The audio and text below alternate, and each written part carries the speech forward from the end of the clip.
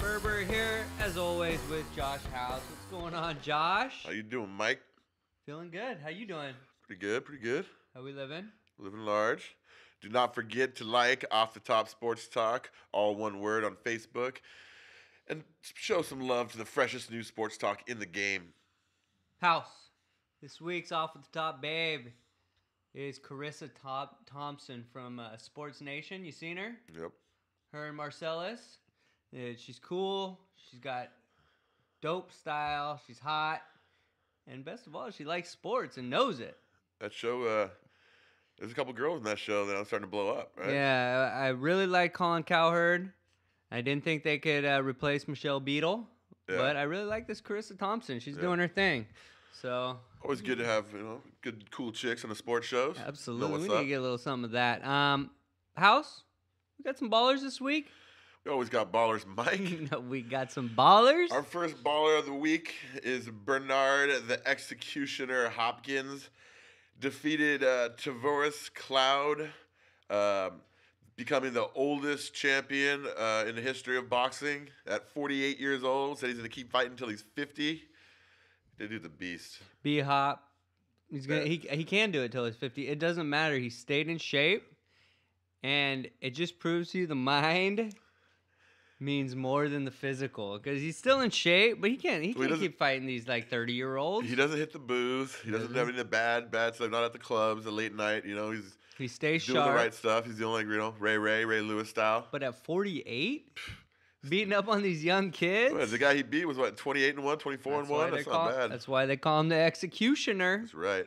Ballers. Right, second baller of the week is one of my favorites, Richard Sherman. This guy's great. Just gives it to Skip Bayless, one of our favorite people to hate on this show.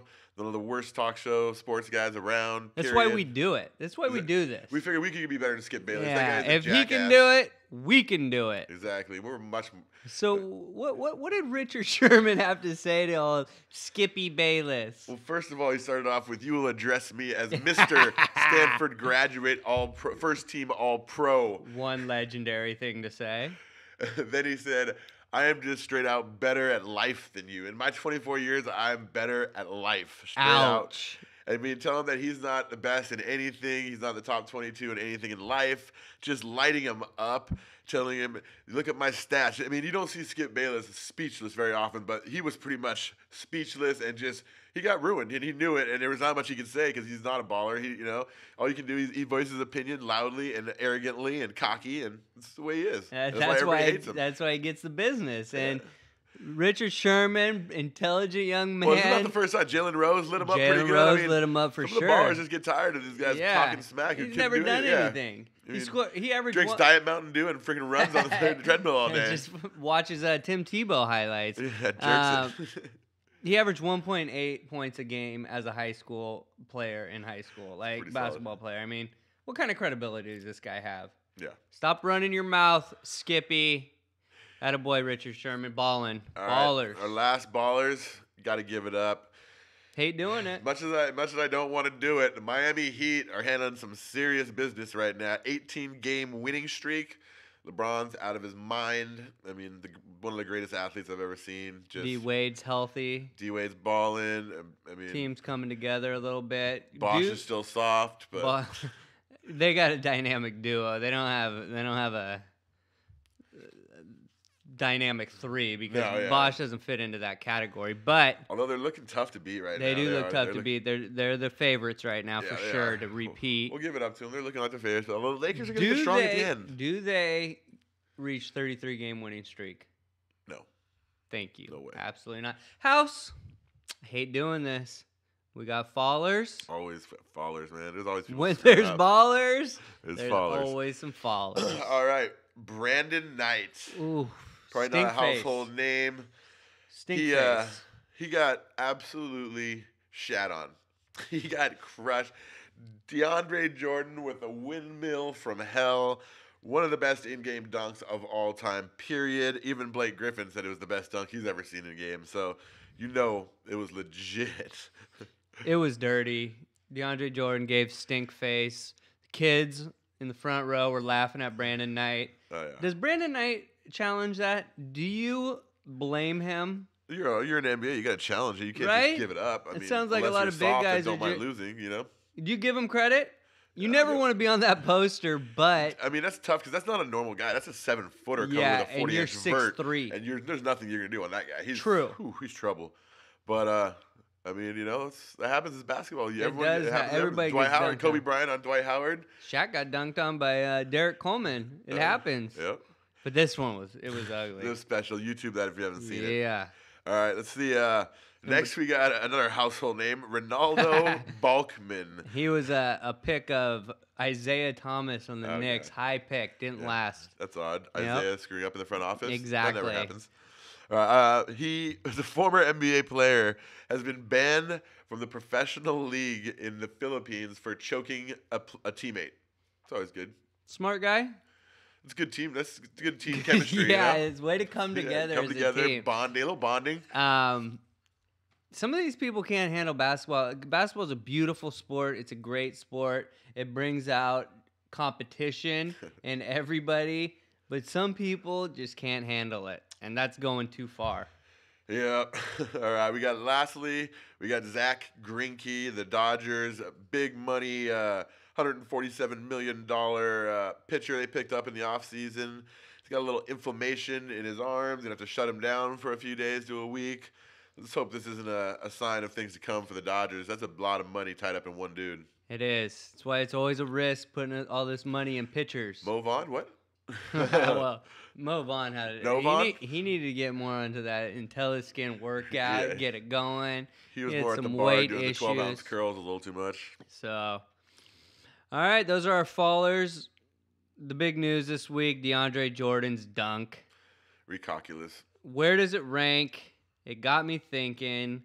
What are your top 5 dunks, in-game dunks of all time?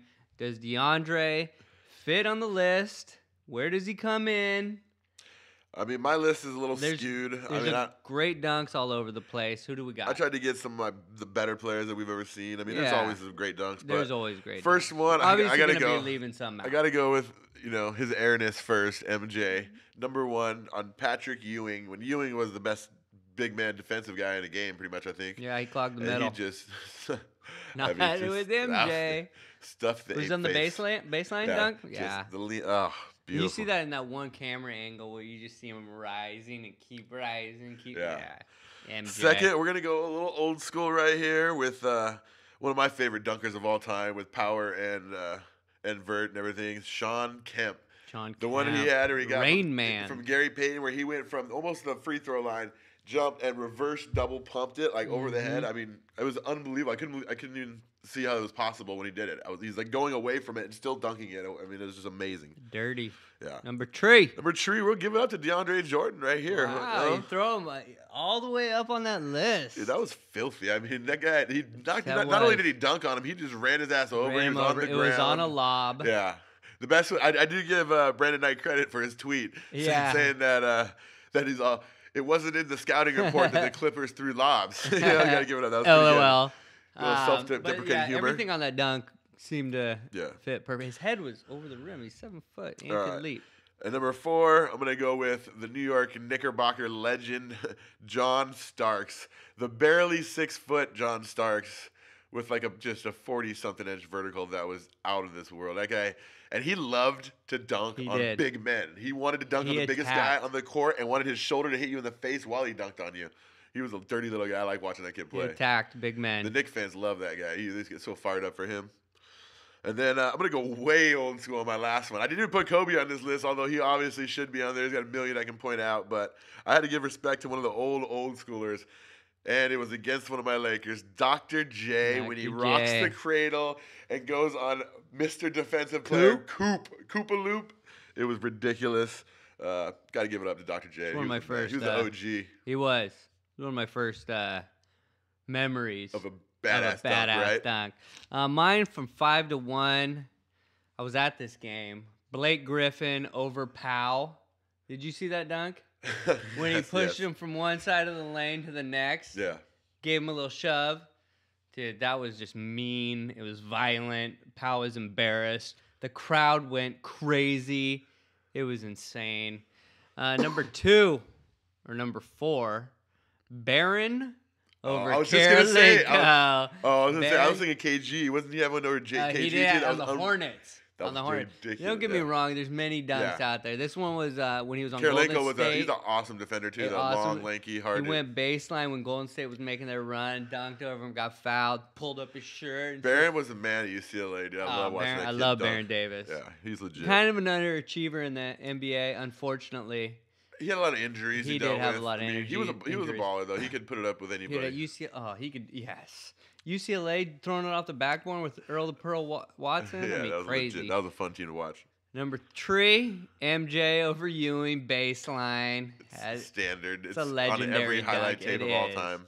It is. Number 2, Scottie Pippen dunks over Patrick Ewing.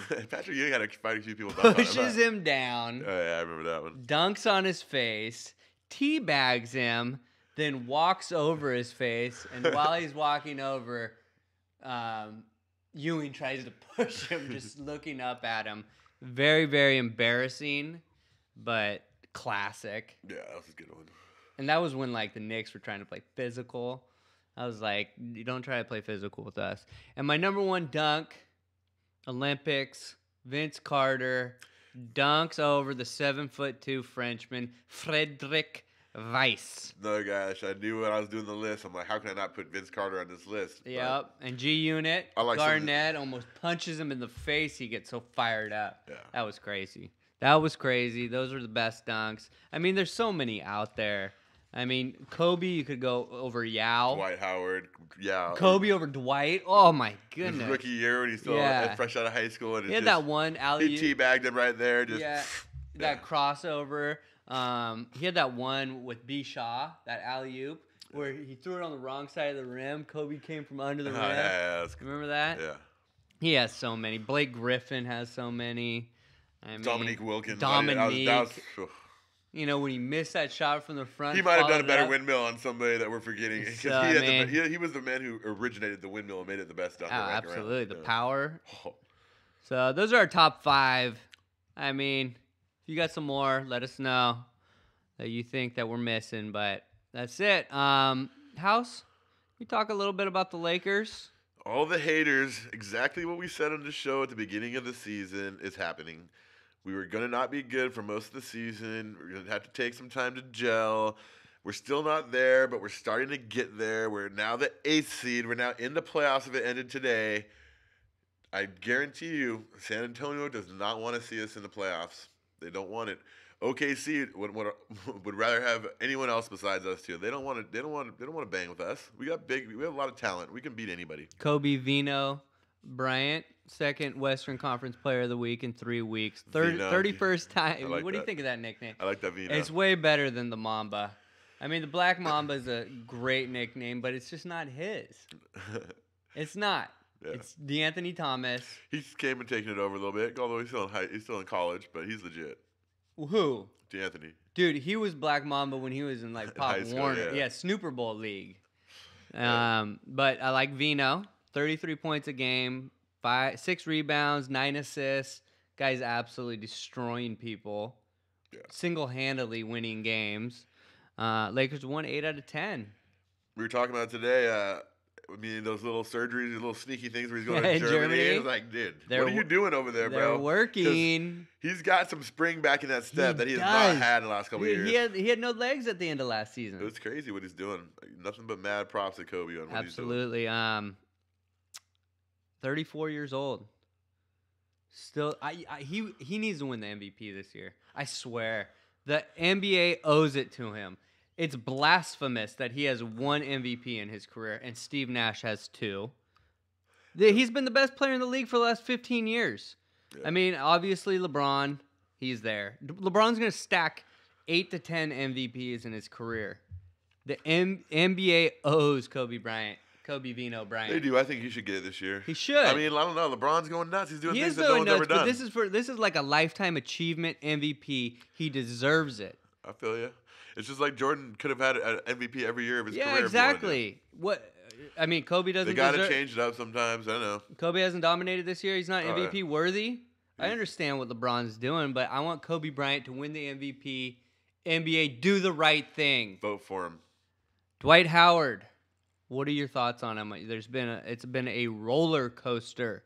Where are you right now with Dwight Howard? Right now, I have him as he's finally starting to get in the right frame of mind. He's listening to Kobe. He's not arguing, being an idiot anymore. From what I heard, the team's done a little bit of change too. They cut out sugar. The whole team cut out sugar. What? Yeah, part of their diet. No more sugar. I like it. That's why they're starting the ball. Lamar Odom, I don't think would have liked being a Laker right now. Nah. He has a lot more energy.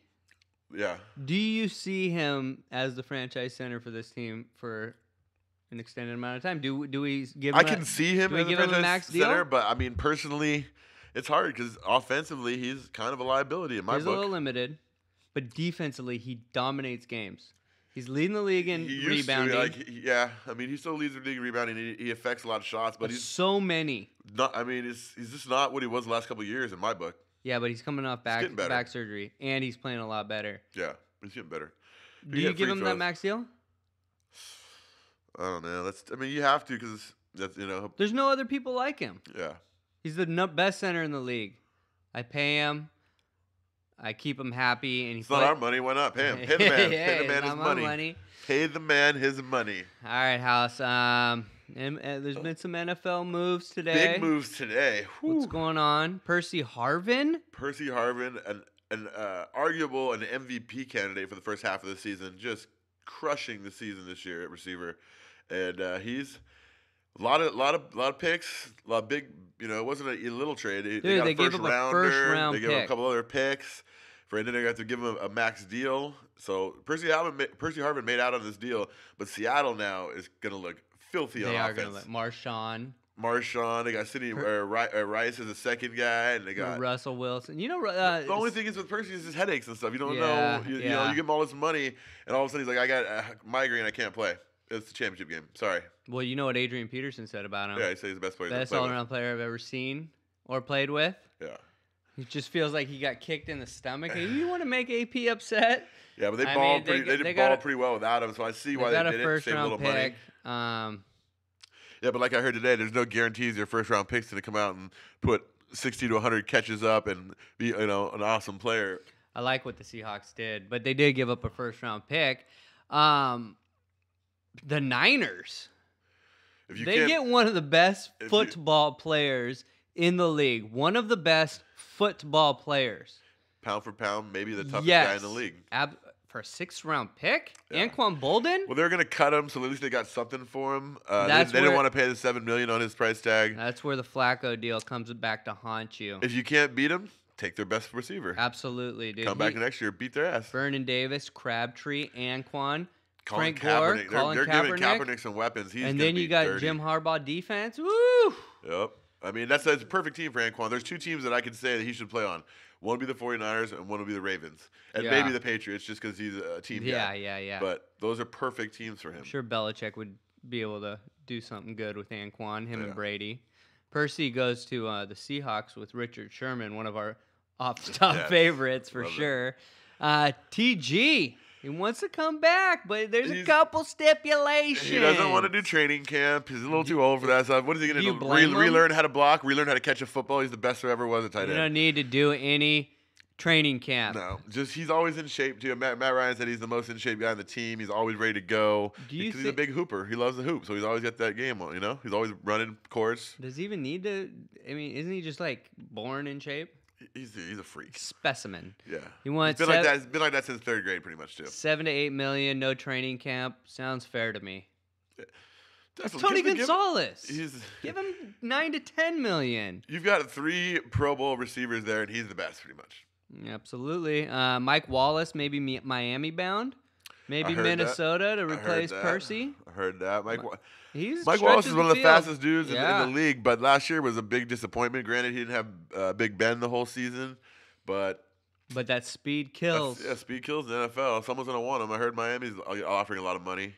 Could replace Percy over there in Minnesota. Definitely. They need a receiver to help that quarterback ponder. Ooh, the rumor I heard today was Larry Fitzgerald to the Patriots. Shut up. I swear.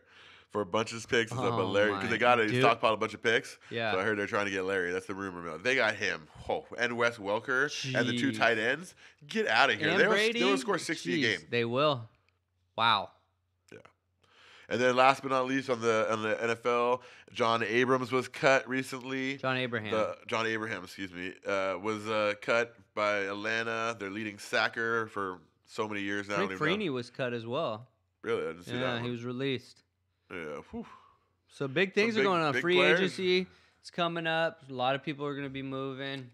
We'll see where that goes. House?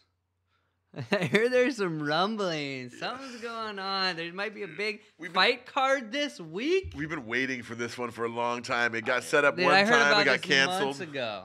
It People got are set up buzzed. once. It got canceled. I mean, I was watching today. Okay, so we're talking about GSP, George St. Pierre, taking on the biggest trash talker in all of sports, Nick Diaz. I don't care what you say. This guy is in there.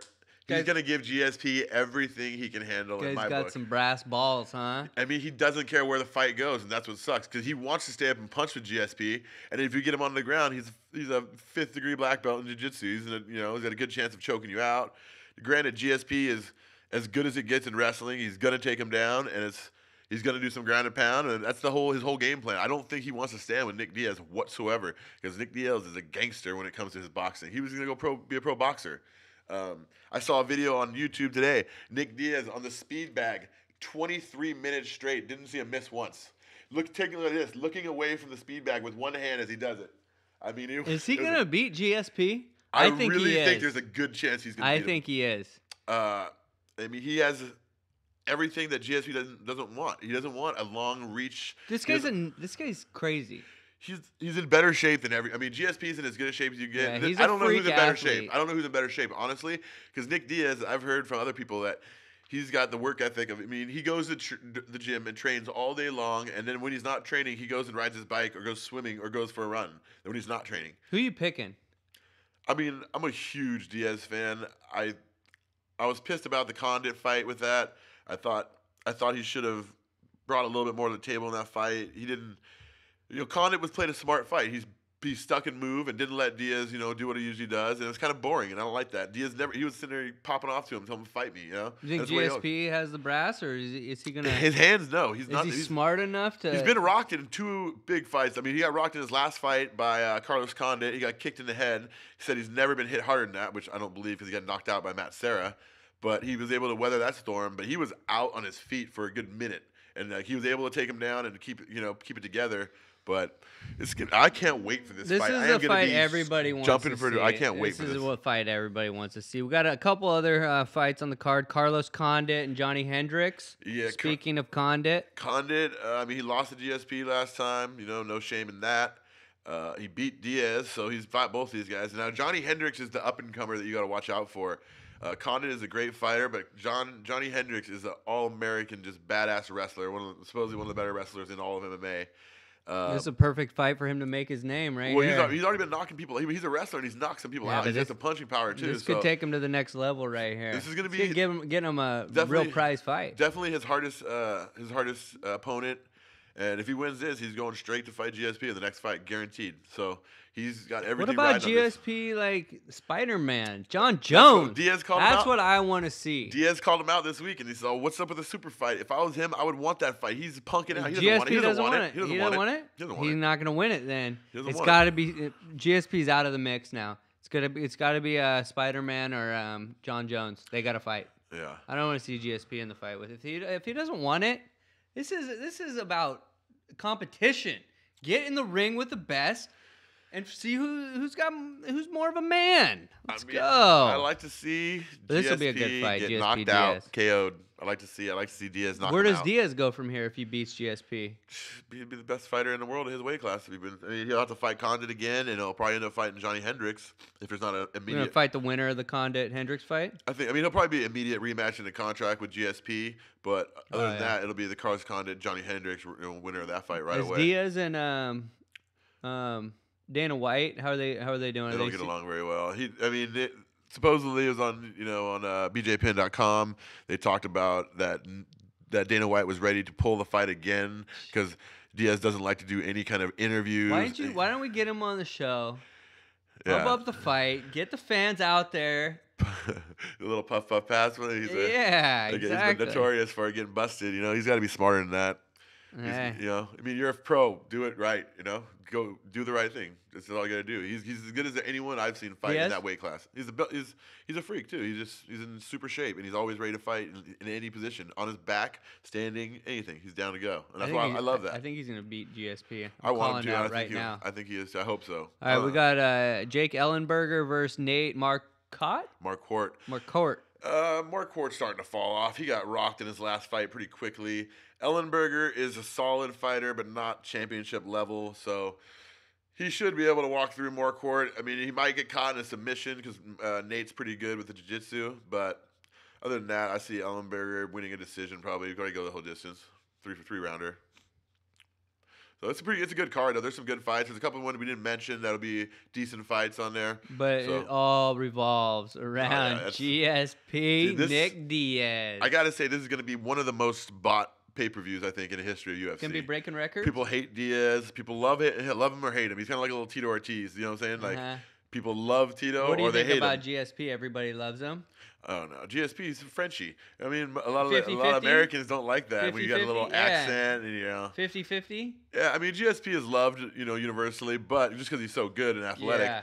But, I mean, there's a lot of people that don't like his style. This soft little Frenchy crap. Where's the fight at? I think Vegas. It's going to be in Vegas. Vegas is going to be popping this weekend. Should be a good fight. Anything else going on in your mind? What's going on? Not too much, man. Just waiting for these fights. I can't wait. I'm excited. A lot of stuff going on in NFL. It's going to be the big buzz, huh? NBA. Playoffs are coming. The tournament's coming next week. We're having a little... oh, yeah. We got March Madness next week. Coming in. Fill out your brackets and send them in. Uncle Pete coming in next week. Fill out brackets. Yeah. It's anybody's tourney this year. Yeah, the number one team is Gonzaga. I mean, come on. No favorite. Can Gonzaga do it? No. What about that big white guy with the long hair? Dude, I've seen Gonzaga play for a couple minutes this year. Dude, that guy's pretty good. They're always good. They can always shoot. He's and they play team ball. He's pretty good. They can make a run. They play team ball. That's what you need in a tournament. Indiana's pretty impressive. They got a couple athletes over there. Louisville, Michigan. Yeah, they got some sons of some former ballers. Yeah, they got some good genes on that team. Hardaway. Who's the other one over there? Who is it? Can't think Big Dogs. Big Dogs over there. Well, that should be good. Next week, we're filling out brackets, making that money. I want to get some locks next week, okay? Yeah, definitely. Let's get that back on the show. I want to thank our tech wizard, Mary Jane Alvarez House. The best in the biz. Master producer, Jeremy Yorba House. Money. Showtime for free as always. Showing love. For Josh House, I'm Michael Sperber. We are gone. See ya.